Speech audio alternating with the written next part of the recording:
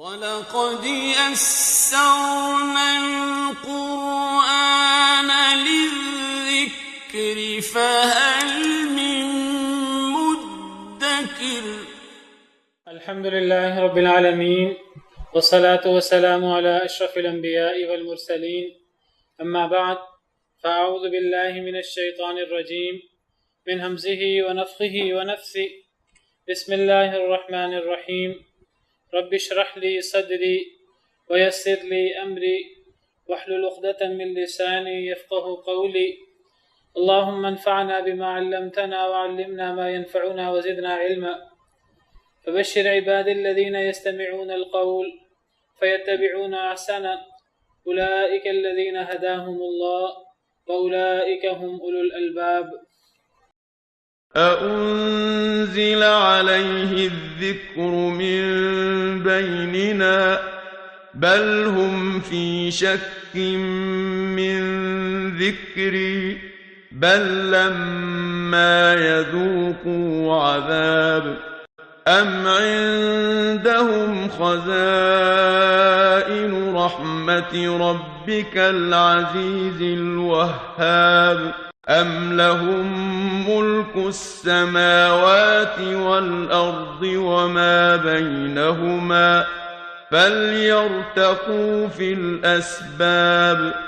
جند ما هنالك مهزوم من الأحزاب كذبت قبلهم قوم نوح وعاد وفرعون ذو الأوتاد وثمود وقوم لوط وأصحاب الأيكة أولئك الأحزاب إن كل إلا كذب الرسل فحق عقاب وما ينظر هؤلاء إلا صيحة واحدة ما لها من فواق. أعوذ بالله من الشيطان الرجيم. بسم الله الرحمن الرحيم. أم عندهم خزائن رحمة ربك العزيز الوهاب. کیا ان کے پاس خزانے ہیں آپ کے رب کی رحمت کے جو بہت غالب ہے اور بہت ہی عطا کرنے والا ہے، بہت ہی دینے والا، عطا کرنے والا، جس کو ہم اردو زبان میں داتا کہتے ہیں، بہت دینے والا۔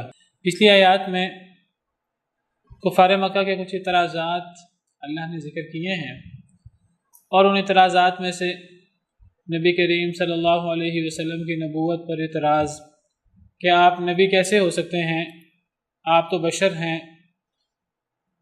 ان کا خیال تھا کہ بشر پر وحی نہیں ہو سکتی، بشر نبی نہیں ہو سکتا۔ پھر اسی طرح انہوں نے اعتراض کیا کہ ہمارے تو معبود، ہم نے اللہ کے علاوہ اور بھی معبود بنائے ہوئے ہیں، تو نبی کریم صلی اللہ علیہ وسلم تمام معبودوں کو چھوڑ کر ایک اللہ کی عبادت کا حکم کیوں دیتے ہیں؟ انہوں نے کہا یہ تو بڑی عجیب بات ہے کہ ہم سب معبودوں کو چھوڑ کر، ان سارے عظیم لوگوں کو چھوڑ کر، ہم بزرگوں کو، اولیاء اللہ کو چھوڑ کر ایک اللہ کی عبادت کریں، یہ بڑی عجیب بات ہے۔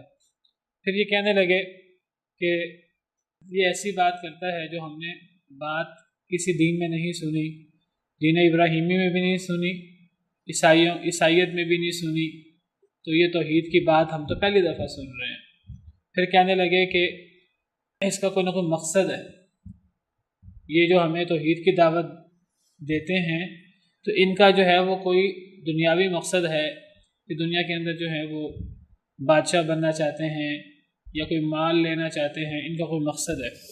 اس قسم کے اعتراضات پیچھے ہم نے پڑھے ہیں۔ اسی طرح انہوں نے اعتراض یہ کیا کہ اگر کسی پر وحی ہونی تھی انسانوں میں سے تو پھر ہمارے سردار ہیں بہت سارے، ان میں سے کسی پر ہو جاتی، اس پر وحی کیوں ہوئی ہے؟ والعیاذ باللہ۔ تو اللہ تعالیٰ اس کا جواب دیتے ہوئے فرما رہے ہیں، ان کا آخری اعتراض یہ تھا اَأُنزِلَ عَلَيْهِ الذِّكْرُ مِن بَيْنِنَا، کیا نازل کیا گیا ہے اس پر ذکر ہمارے درمیان سے؟ کیا ہمارے درمیان سے اسی پر ذکر نازل ہوا ہے؟ اور بڑے سردار قسم کے لوگ تھے جن پر ذکر نازل ہو سکتا تھا، ان کو چھوڑ کر اس پر کیوں ذکر نازل ہوا ہے؟ بل ہم فی شک من ذکری، اللہ اس کا جواب دیتے ہیں بلکہ وہ شک میں ہیں میرے ذکر سے۔ اللہ فرماتے ہیں کہ در حقیقت ان کو نبی کریم صلی اللہ علیہ وسلم پر اعتراض نہیں ہے، ان کو اصل میں جو قرآن کریم کے مندرجات ہیں اور قرآن کریم کی دعوت، اس دعوت سے انہیں اعتراض ہے، میرے ذکر میں انہیں شک ہے۔ میرے ذکر سے مراد قرآن کریم کی جو دعوت ہے، جو توحید کی دعوت ہے، اصل میں انہیں توحید کی دعوت پر اعتراض ہے۔ چونکہ توحید کی دعوت پیش کرتا ہے قرآن، لہٰذا انہوں نے قرآن پر اور نبی صلی اللہ علیہ وسلم پر اعتراض کرنے ہیں۔ اور اعتراض کیا کرتے ہیں؟ اب جو بھی اعتراض منہ میں آ گیا، ان اعتراضات میں سے ایک اعتراض یہ بھی کہ ذکر اس پر کیوں نازل ہوا، اور جو سردار ہے ہمارے مکہ مکرمہ میں اور طائف میں، تو ان سرداروں پر قرآن کیوں نہیں اترا۔ ایک اور جگہ اللہ تعالیٰ فرماتے ہیں وَقَالُوا لَوْلَا نُزِّلَ هَذَا الْقُرْآنُ عَلَى رَجُلٍ مِّنَ الْقَرْيَتَيْنِ عَظِيمٍ، انہوں نے کہا کہ قرآن دونوں بستیوں میں سے کسی عظیم آدمی پر کیوں نہیں اترا۔ دونوں بستیوں سے مراد سورہ زخرف کی آیت ہے، دونوں بستیوں سے مراد قریش، مکہ مکرمہ اور طائف کی بستی ہے۔ قریش اور بنو ثقیف کے جو سردار ہیں بڑے بڑے، تو ان میں سے کسی پر قرآن کیوں نہیں اترا۔ در حقیقت یہ قرآن کی دعوت پر اعتراض تھا، تو جب قرآن کی دعوت پر اعتراض تھا، وہ انہوں نے الٹے سیدھے بہانے تو کرنے تھے۔ اس دعوت کو وہ مانتے تو پھر انہیں اپنی باتوں سے رجوع کرنا پڑتا اور انہیں اپنے باپ دادا کے دین سے منہ موڑنا پڑتا، جو وہ منہ نہیں موڑنا چاہتے تھے، اپنی باتوں کو چھوڑنا نہیں چاہتے تھے۔ تو ان کو اصل میں تکلیف قرآن کریم سے تھی، ورنہ وہ نبی کریم صلی اللہ علیہ وسلم کو عزت دیتے تھے۔ نبی بننے سے پہلے آپ کو الصادق اور الامین کہتے تھے، اور آپ کے خاندان کو وہ اپنا سردار خاندان سمجھتے تھے اور آپ کے خاندان کو عزت دیتے تھے۔ ابو طالب کو، ان سے پہلے عبد المطلب کو وہ عزت دیتے تھے۔ تو یہ بات نہیں تھی کہ وہ نبی کریم صلی اللہ علیہ وسلم کو معزز نہیں سمجھتے تھے، معزز سمجھتے تھے، لیکن جب اب انہوں نے اعتراض کرنا تھا قرآن پر، اب اعتراض جب قرآن پر کرنا تھا تو پھر قرآن پر بھی اعتراض کرتے اور جس پر قرآن اترا اس پر بھی اعتراض کرتے۔ تو اللہ تعالیٰ فرماتے ہیں در حقیقت ان کو میرے ذکر کے بارے میں شک ہے۔ اور پھر اللہ فرماتے ہیں کہ بل لما یذوقوا عذاب، کہ اس لیے اتنا بڑھ چڑھ کے باتیں کر رہے ہیں، تکبر کے ساتھ بول رہے ہیں، بلکہ ابھی تک انہوں نے میرا عذاب نہیں چکھا۔ جب عذاب آئے گا میرا، جو بھی انکار کرتا ہے اللہ کی طرف سے اترنے والی کتاب کا، نبی کی نبوت کا، تو اللہ کا عذاب آتا ہے، ڈھیل ہوتی ہے کچھ، اللہ تعالیٰ ڈھیل دیتے ہیں، لیکن پھر ایک وقت آتا ہے جب ڈھیل ختم ہو جاتی ہے، پھر عذاب آتا ہے۔ پھر جب عذاب آئے گا تو پھر اس وقت انہیں توبہ کرنے کی مہلت بھی نہیں ملے گی۔ تو ابھی تک میرا عذاب انہوں نے نہیں چکھا، اس لیے یہ بڑھ چڑھ کر تکبر کر رہے ہیں اور انکار کر رہے ہیں۔ اب آگے اللہ تعالیٰ جواب دیتے ہیں ان کی ان باتوں کا۔ اللہ فرماتے ہیں ام عندهم خزائن رحمت ربک العزیز الوہاب، کیا ان کے پاس خزانے ہیں آپ کے رب کی رحمت کے؟ آپ کا رب کون؟ جو بہت غالب ہے اور بہت دینے والا ہے، بہت عطا کرنے والا ہے، اور اللہ تعالیٰ عطا کرتے رہتے ہیں اور اللہ کے خزانے میں کوئی کمی نہیں ہوتی۔ تمام مخلوقات کو اللہ تعالیٰ دیتے ہیں اور اللہ تعالیٰ دیتے جاتے ہیں، اور اللہ کی عطا میں کوئی کمی نہیں ہوتی۔ حدیث مبارکہ میں آتا ہے کہ اگر تمام انسان شروع سے حضرت آدم علیہ السلام سے لے کے قیامت تک آنے والے انسان، اور صرف انسان ہی نہیں تمام جن بھی، پہلے آخری، یہ تمام ایک میدان میں اکٹھے ہو جائیں اور ایک میدان میں اکٹھے ہو کر یہ اللہ رب العالمین سے جو ان کے دل میں آئے وہ سوال کریں، اور اللہ رب العالمین پھر انہیں یہ دے بھی دیں، عطا بھی کر دیں، تو اللہ کے خزانے میں اتنی بھی کمی نہیں ہوتی جتنا سمندر میں سوئی ڈالیں تو سوئی کے ساتھ پانی لگتا ہے۔ تو یہ اس عطا کرنے والے غالب رب کی رحمتوں کے خزانے کیا ان کے پاس ہیں؟ کیا مطلب، کیا یہ چاہتے ہیں کہ اللہ کے خزانے ان کے پاس آ جائے؟ یہ اللہ کے خزانوں کی بات اچانک کیوں شروع ہو گئی؟ اس لیے کہ انہوں نے اصل میں اللہ کی عطا پر اعتراض کیا۔ انہوں نے اعتراض کیا کہ یہ قرآن اس پر کیوں اترا ہے، اگر یہ اترنا، اور اعتراض در حقیقت کیوں کیا؟ ان کو اصل میں نبی صلی اللہ علیہ وسلم پر اعتراض نہیں تھا، انہیں در حقیقت قرآن کی دعوت پر اعتراض تھا۔ قرآن ان کے معبودوں کا رد کرتا تھا، ان کو اس پر اعتراض تھا۔ تو انہوں نے اعتراض کرتے کرتے یہ کہا کہ یہ قرآن جو ہے اسی پر کیوں اترا ہے یہ ہم میں سے کسی سردار پر کیوں نہیں اتر گیا؟ ان میں سے کسی سردار پر بھی اترتا بالفرض، پہلی بات ہے اترتا تو تب جب اللہ تعالیٰ کسی کو نوازنا چاہتے، کسی پر اللہ کی کتاب اترنا یہ بہت بڑا اللہ کا احسان ہے، تو اگر اترتا بھی یہ اس کا بھی انکار کر دیتے آگے سے۔ بہرحال وہ الگ بات ہے کہ اللہ نے کسی اور کو دینا تھا کہ نہیں دینا تھا، اللہ نے تو جس پر کتاب اتارنی ہے، اللہ تعالیٰ کوئی بھی کام بغیر مقصد کے نہیں کرتے، بغیر حکمت کے نہیں کرتے۔ اللہ تعالیٰ اپنی کتاب کے لیے، اپنی نبوت کے لیے ہر ایرے غیرے کو نہیں چن لیتے، اللہ ایسی شخصیت کو چنتے ہیں کہ جو بہت معزز ہو اور جو ہر لحاظ سے قلب سلیم کے مالک ہو، اور اللہ سے بڑھ کر کس کو پتہ ہے۔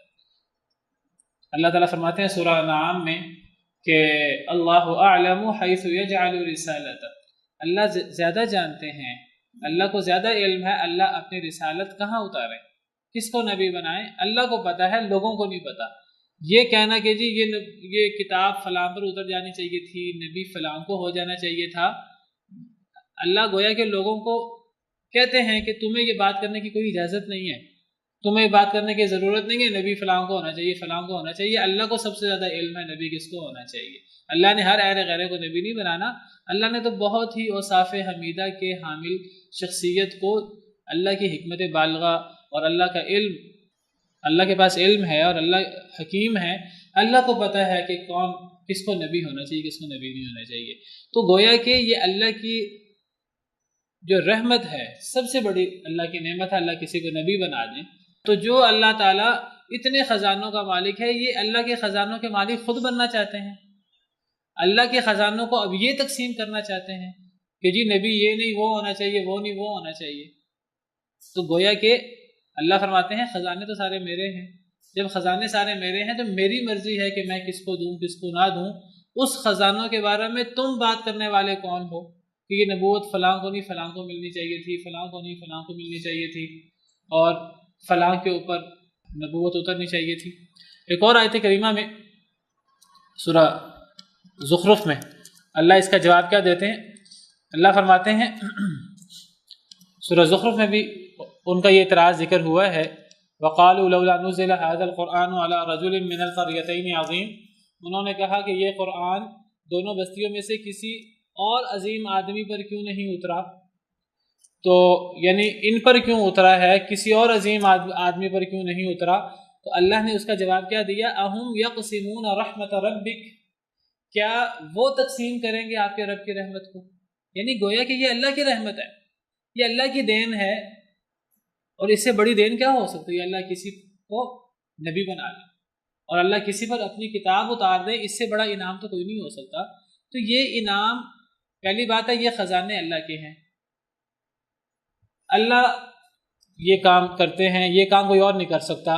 اب اللہ نے اپنی رحمت کس کو دینی ہے یہ اللہ کو بتائیں گے، کیا یہ اللہ کے خزانوں کے مالک ہیں؟ یہ در حقیقت ان آیات کی سینس یہ ہے، اس لیے یہاں خزانوں کی بات شروع ہو گئی ہے، کیونکہ انہوں نے اللہ کی دین پر اعتراض کیا ہے کہ اللہ نے فلاں کو کیوں دے دی نبوت، اللہ نے ہمیں کیوں نہیں دی، اللہ نے ہمارے سرداروں کو کیوں نہیں دی، فلاں فلاں سردار کو کیوں نہیں دی۔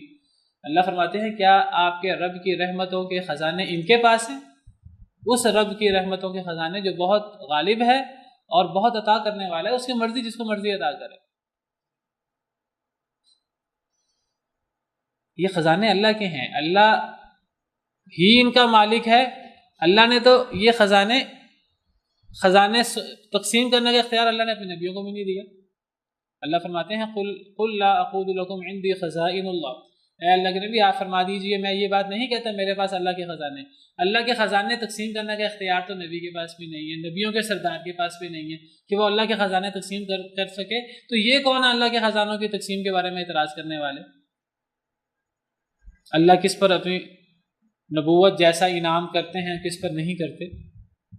پھر دوسری بات، اگر اللہ کے خزانے جن کی کوئی انتہا نہیں ہے، اگر اللہ یہ خزانے کسی کو دے دیں، جس طرح یہ کہتے ہیں کہ جی یہ نبوت فلاں کو نہیں فلاں کو ملنی چاہیے تھی، تو یہ گویا کہ اللہ کے گویا کہ کیا وہ خزانے ان کے پاس ہیں؟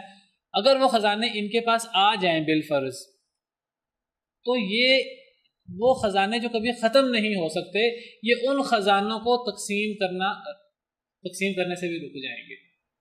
اللہ فرماتے ہیں کہ انسان تو اتنا بخیل ہے اور انسان اتنا نادان ہے کہ اگر انسان کے پاس رب کے خزانے ہوں جو کبھی ختم ہی نہیں ہو سکتے، جو لامتناہی ہوتے ہیں، جو انفینٹ ہوتے ہیں، لامتناہی ہوتے ہیں، کبھی ختم نہیں ہو سکتے، تو اگر اللہ کے خزانے ان کے پاس ہوتے تو یہ لوگوں پر خرچ ہی نہ کرتے۔ سورہ بنی اسرائیل میں اللہ فرماتے ہیں قُلْ لَوْ أَنْتُمْ تَمْلِكُونَ خَزَائِنَ رَحْمَةِ رَبِّي إِذًا لَأَمْسَكْتُمْ خَشْيَةَ الْإِنفَاقِ، کہ اگر تم میرے رب کی رحمتوں کے خزانوں کے مالک ہوتے، قُلْ لَوْ أَنْتُمْ تَمْلِكُونَ خَزَائِنَ رَحْمَةِ رَبِّي، میرے رب کی رحمتوں کے خزانوں کے مالک اگر تم ہوتے، إِذًا لَأَمْسَكْتُمْ خَشْيَةَ الْإِنفَاقِ، تو تم خرچ ہونے کے ڈر سے، ختم ہونے کے ڈر سے تم خرچ کرنا روک دیتے۔ تو اللہ فرما رہے ہیں کہ اگر یہ خزانے میں ان کو دے دیتا تو یہ ختم ہونے کے ڈر سے خزانوں کو خرچ کرنا بند کر دیتے۔ ایک اور آیت کریمہ میں اللہ نے اسی سے ملتی جلتی بات کی ہے۔ اللہ تعالیٰ فرماتے ہیں یہودیوں کے حوالے سے،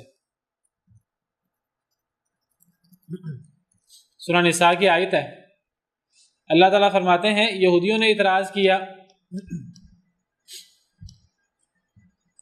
تو اللہ تعالیٰ فرماتے ہیں ام لہم نصیب من الملک، یہ یہودیوں کے بارے میں آیت ہے، کیا ان کے لیے ہے کوئی حصہ بادشاہت سے؟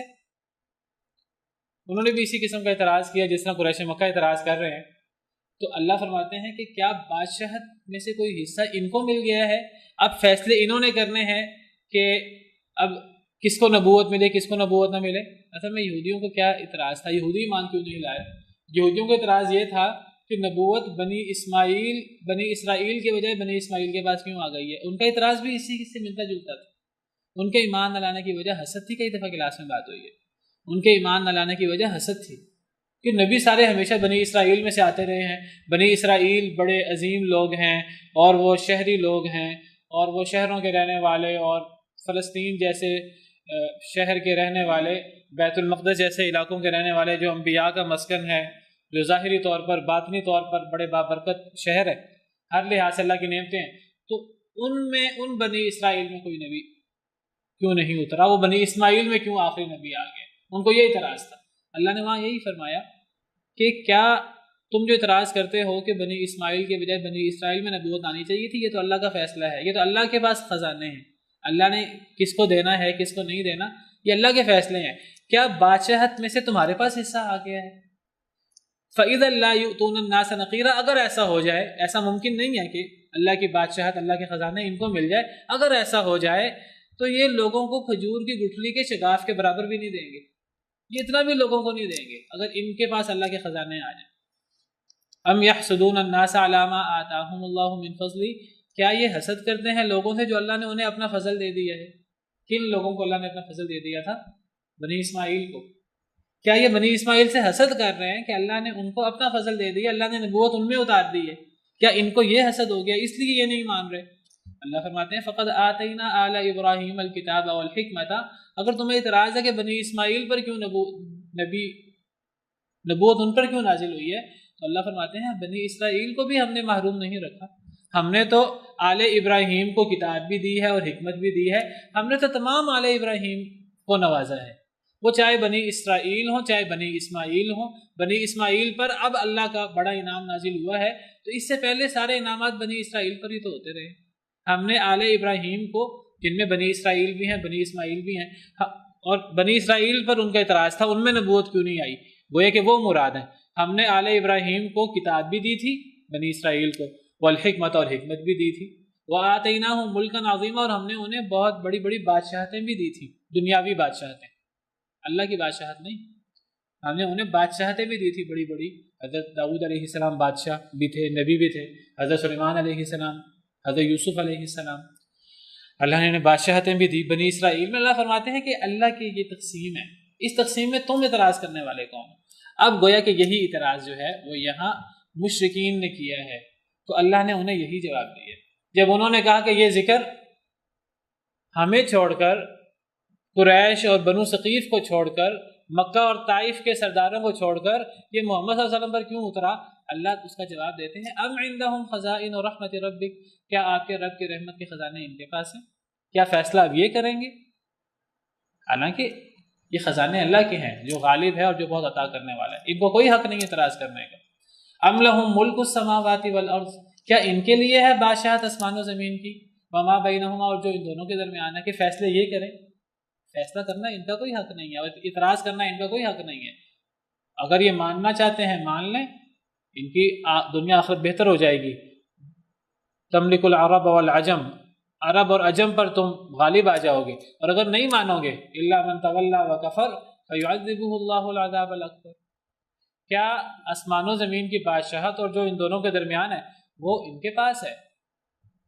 فلیرتقوا فی الاسباب، اگر ایسا ہی ہے کہ ان کے پاس بادشاہت ہے، سارے اختیار ان کے پاس ہیں، اللہ کے خزانے ان کے پاس ہیں، فلیرتقوا فی الاسباب، تو پھر انہیں چاہیے کہ یہ چڑھ جائیں فی الاسباب، سیڑھیوں میں۔ اسباب کہتے ہیں سبب، اسباب اختیار کرنا، کوئی سبب، کوئی وسیلہ، کوئی ذریعہ اختیار کرنا۔ تو آسمان پہ چڑھنے کے لیے کوئی ذریعہ اختیار کیا جائے، کوئی سبب اختیار کیا جائے، وہ رسی کے ذریعے بھی، جس طرح اگر چھت پہ چڑھنا ہو تو رسی کے ذریعے چڑھا جا سکتا ہے، یا سیڑھی کے ذریعے، یا پھر کوئی اگر بند دروازہ ہے، اگر چھت ہے، چھت سے اوپر چڑھنا ہو تو پہلے چڑھنے کے لیے کوئی دروازے ہوں گے چھت میں، تو دروازوں کے ذریعے اوپر چڑھا جائے گا۔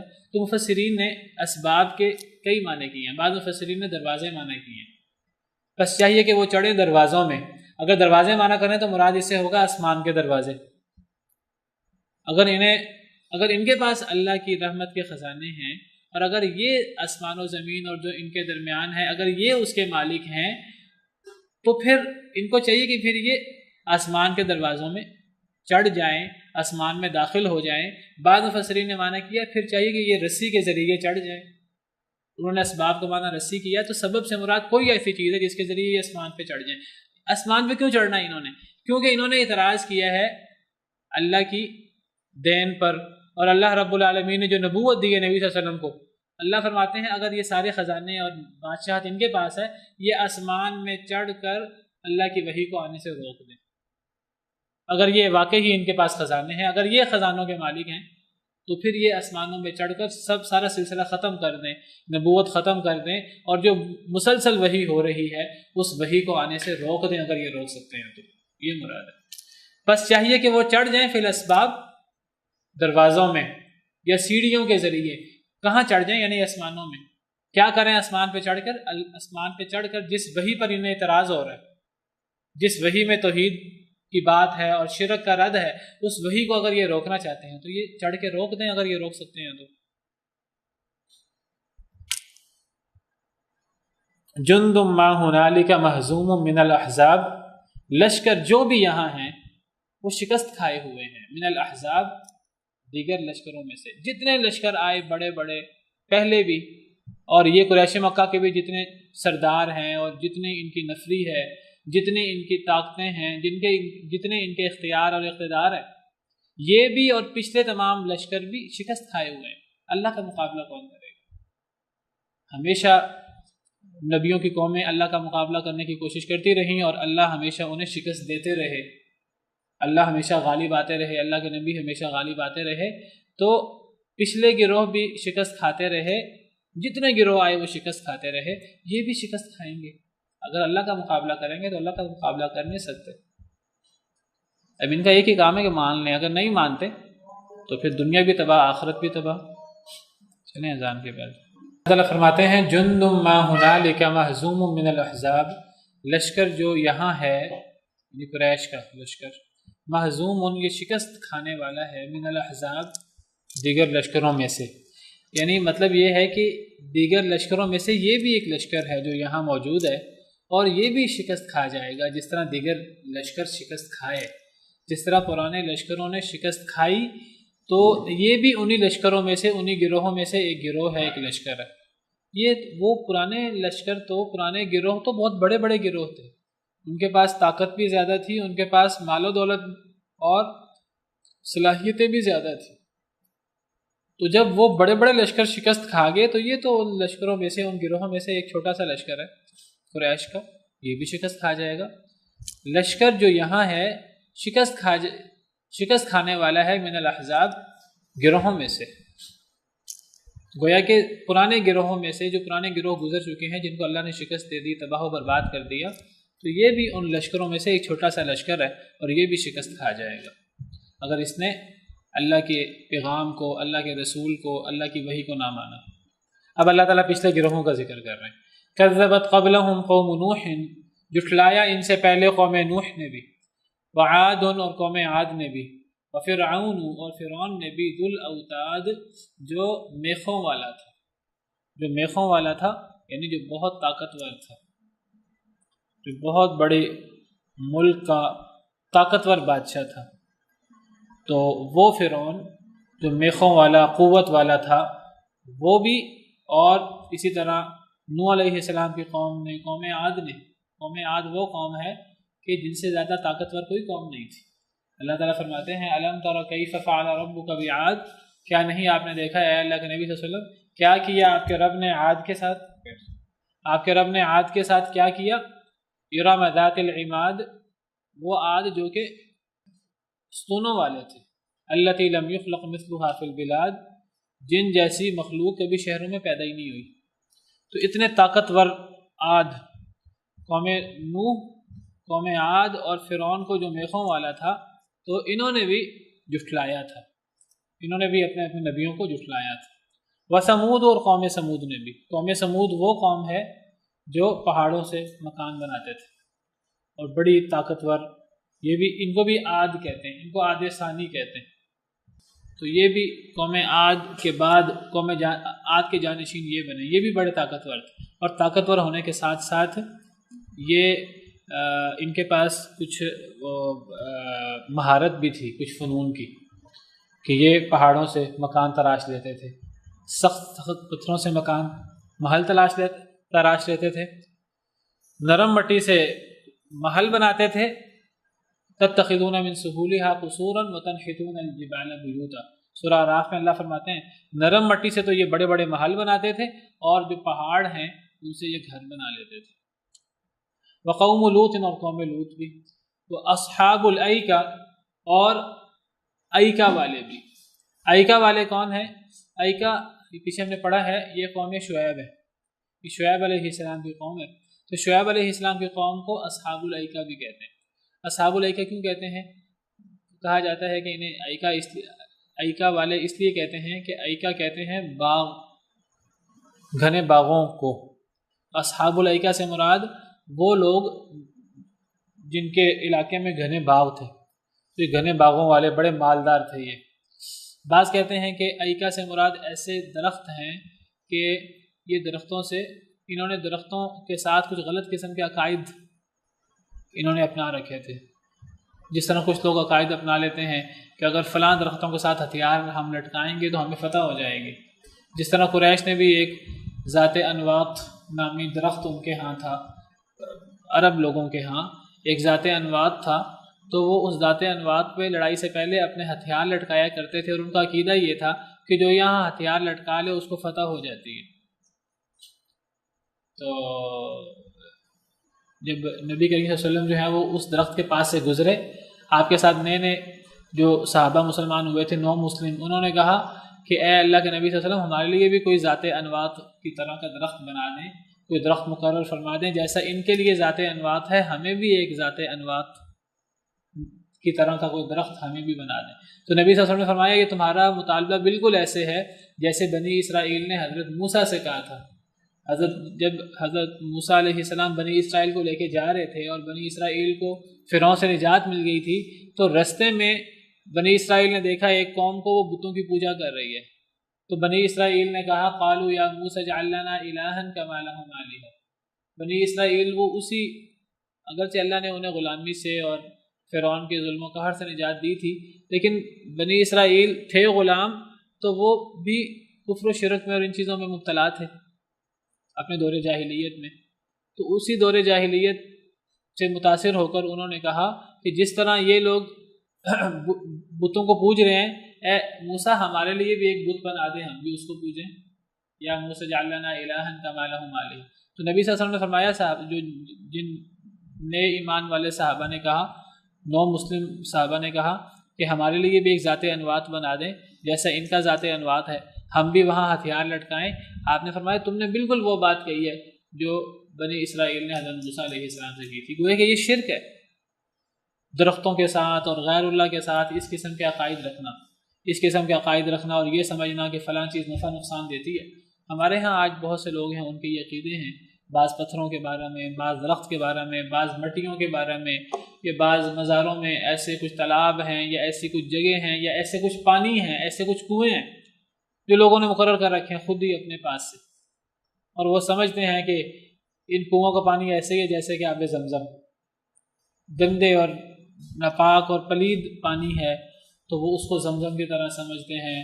اور کچھ ایسی مزار وغیرہ ہیں کہ جن کے ساتھ ایسی جگہ ہیں، ایسے درخت ہوتے ہیں، ایسے پتھر ہوتے ہیں جن کے ساتھ لوگوں نے کسی قسم کے نفع نقصان کے عقائد رکھے ہوتے ہیں. تو یہ سب کی سب چیزیں شرک ہیں. تو بعض مفسرین کہتے ہیں اصحاب الایکہ یہ قوم شعیب ہیں، تو ان کو اصحاب الایکہ اس لیے کہتے ہیں کہ ان کے بھی کچھ ایسے درخت تھے جن کے بارے میں انہوں نے اس قسم کے عقائد رکھے ہوئے تھے. تو بہرحال اللہ فرماتے ہیں کہ قوم سمود نے بھی جھٹلایا اور قوم لوط نے بھی جھٹلایا اور اصحاب الایکہ اور ایکہ والوں نے، درخت والوں نے بھی، قوم شعیب ہے. اولئک الاحزاب، اللہ فرماتے ہیں یہ سب بڑے بڑے لشکر تھے. قریش کا لشکر تو چھوٹا ہے، یہ قریش کے لشکر سے بڑے بڑے لشکر تھے. ایک اور جگہ اللہ فرماتے ہیں سورہ سبا میں ہم پڑھ آئے ہیں، اللہ فرماتے ہیں وَكَذَّبَ الَّذِينَ مِن قَبْلِهِمْ وَمَا بَلَغُوا مِعْشَارَ مَا آتَيْنَاهُمْ. اللہ فرماتے ہیں پچھلی قوموں نے بھی جھٹلایا تھا جس طرح قریش جھٹلا رہے ہیں، اور یہ وَمَا بَلَغُوا مِعْشَارَ مَا آتَيْنَاهُمْ، قریش اس مقام اور مرتبے کو نہیں پہنچے، 10ویں حصے کو بھی نہیں پہنچے جو ہم نے پچھلی قوموں کو دنیاوی مقام عطا کیا تھا. پچھلی قوموں کو جو ہم نے طاقت اور جو صلاحیتیں اور اقتدار اور نعمتیں دی تھی، اللہ فرماتے ہیں ہم نے اس سے 10واں حصہ نعمتیں بھی ان کو نہیں دی. یہ ان سے 10 حصے کم ہیں، وہ ان سے 10 گنا زیادہ طاقتور تھے، لیکن اللہ کے لیے کوئی مشکل نہیں تھا، اللہ نے انہیں بھی تباہ و برباد کر دی. اللہ فرماتے ہیں اولم یسیروا فی الارض فینظروا کیف کان عاقبۃ الذین من قبلہم کانوا اشد منہم قوۃ واثاروا الارض وعمروها اکثر مما عمروها. کیا یہ شہروں میں پھرتے نہیں، یہ زمین میں پھرتے نہیں، زمین میں چل پھر کر دیکھیں کہ ان سے پہلے قومیں تھیں جن کو ہم نے تباہ کر دیا، وہ ان سے زیادہ سخت تھے قوت میں بھی، اور انہوں نے زمینیں ان سے زیادہ آباد کی تھی، ان کے پاس زیادہ مال و دولت تھا، زیادہ صلاحیت تھی، زیادہ طاقت تھی، لیکن اللہ کو انہیں تباہ کرتے ہوئے کوئی مشکل نہیں ہوئی. تو یہ تو ان سے کم تر ہیں، اللہ انہیں تباہ کیوں نہیں کر سکتے، اللہ انہیں تباہ کر دیں گے. یہ مطلب ہے. اولئک الاحزاب، اللہ فرماتے ہیں یہ سب بڑے بڑے لشکر تھے، یہ قریش سے زیادہ طاقتور تھے.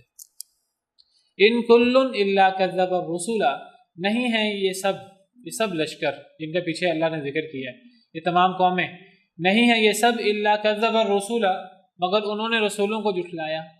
فحق عقاب، تو حق ہو گیا میرا عقاب، میری سزا ان پر حق ہو گئی، میں نے انہیں تباہ و برباد کر دیا. انہوں نے رسولوں کو جھٹلایا، وہ ان سے زیادہ طاقتور تھے قریش سے، میں نے انہیں تباہ کر دیا، میرا عذاب ان پر حق ہو گیا. تو قریش کیوں بچ جائیں گے، یہ مطلب ہے. قریش تو ان سے کم تر ہیں طاقت میں، مال و دولت میں، اقتدار میں، اختیار میں. تو جب اللہ نے ان کو تباہ کر دیا، وہ زیادہ طاقتور تھے، تو قریش کیسے بچیں گے. وما ينظر هؤلاء، اور نہیں انتظار کر رہے یہ لوگ سے مراد قریش. پہلے اللہ نے قوموں کا ذکر کیا، اب اللہ تعالیٰ دوبارہ قریش کی طرف لوٹ آئے ہیں. اور نہیں انتظار کر رہے یہ لوگ یعنی قریش الا صیحۃ واحدہ، مگر ایک ہی چیخ کا. یہ تو ایک چیخ کی مار ہے. ما لها من فواق، نہیں ہوگا اس کے لیے کوئی وقفہ، کوئی مہلت. وہ چیخ جب آئے گی تو کوئی مہلت انہیں نہیں ملے گی. فواق کہتے ہیں مہلت کو. فواق سے مراد کہتے ہیں کہ اگر اونٹنے کا دودھ دھویا جائے تو ایک دفعہ دودھ اس کا دھویا جائے پھر دوسری دفعہ، تو ان دونوں دفعہ دودھ نکالنے کے درمیان جو وقفہ ہوتا ہے اسے فواق کہتے ہیں، تھوڑا سا وقفہ. مطلب یہ ہے کہ جب اللہ کی طرف سے سور پھونکا جائے گا، جب اسرافیل علیہ السلام سور پھونکیں گے یا چیخ کے ذریعے اللہ نے انہیں ہلاک کرنا ہے، تو یہ لوگ ایک چیخ کا انتظار کر رہے ہیں، یہ ایک چیخ کی مار ہے بس. وہ چیخ آنے میں اتنا بھی، جب وہ چیخ آئے گی ان کو اتنی بھی مہلت نہیں ملے گی جتنا کہ اونٹ کا دودھ دھونے میں وقت لگتا ہے، اتنی بھی ان کو مہلت نہیں ملے گی۔ ان کو اللہ کے عذاب آنے سے پہلے اپنی اصلاح کر لینی چاہیے۔ چلیں آج کے لیے اتنا ہی کافی ہے، باقی انشاءاللہ کل آخر دعوانا الحمدللہ۔ في رحمه تحلو الحياة شوقا